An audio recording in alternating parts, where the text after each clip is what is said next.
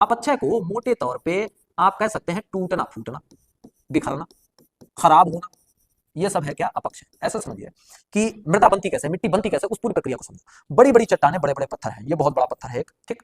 अब इस पत्थर का टूटना फूटना होगा और वो टूटना फूटना कहलाएगा क्या, अपक्षय।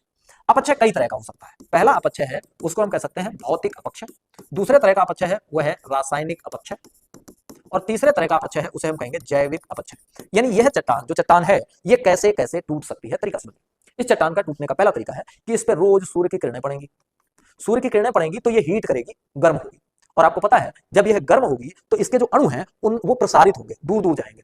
जब ये प्रसारित होंगे तो ऐसा मान लो कि ये फैलेगी, और रात में पड़ेगी ठंड, रात में जब ठंड पड़ेगी तो ये फिर सिकुड़ेगी, तो फैलेगी सिकुड़ेगी फैलेगी सिकुड़ेगी, हजारों वर्षों तक, लाखों वर्षों तक जब ये प्रक्रिया होती रहेगी तो इसके अणुओं के बीच में जो बंध है वो कमजोर पड़ जाएंगे, और कमजोर पड़ जाने से यह पत्थर टूट जाएगा, चटक जाएगा, फट जाएगा, बिखर जाएगा। एक तो ये हुआ।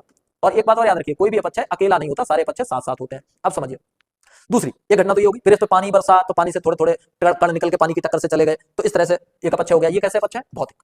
अब समझिए पानी बरसा, और पानी बरसा क्या बरसा कौन सी हुई, एसिड रेन हुई है, अम्ल वर्षा हुई है, ठीक। अब ये अम्ल वर्षा हुई, उस अम्ल वर्षा में जो अम्ल था और इसमें कोई कंपोनेंट था, एक रासायनिक केमिकल था, उस केमिकल और एसिड रेन का जो एसिड था उन दोनों के बीच में कोई केमिकल रिएक्शन हो गया।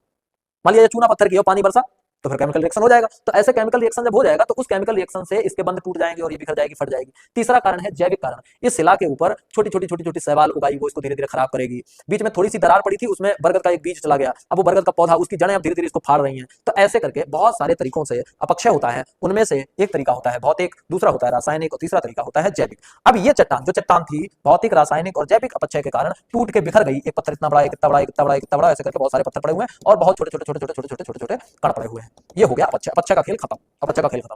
अब दूसरी घटना आएगी, उसको कहेंगे अपर्दन। अपर्दन का मसला है भाई, अपर्दन मसला यह है कि टूट फूट के इतनी बड़ी चट्टान थी, इतने सारे मटेरियल में आ गई। अब ये मटेरियल जो है, अब उधर से चली हवा, मटेरियल है हल्का, उड़ गया, यहाँ आके गिरा, ये छोटे छोटे कण यहाँ आके गिरे, ठीक है, हवा से उड़ के, ये हो गया वायु अपर्दन।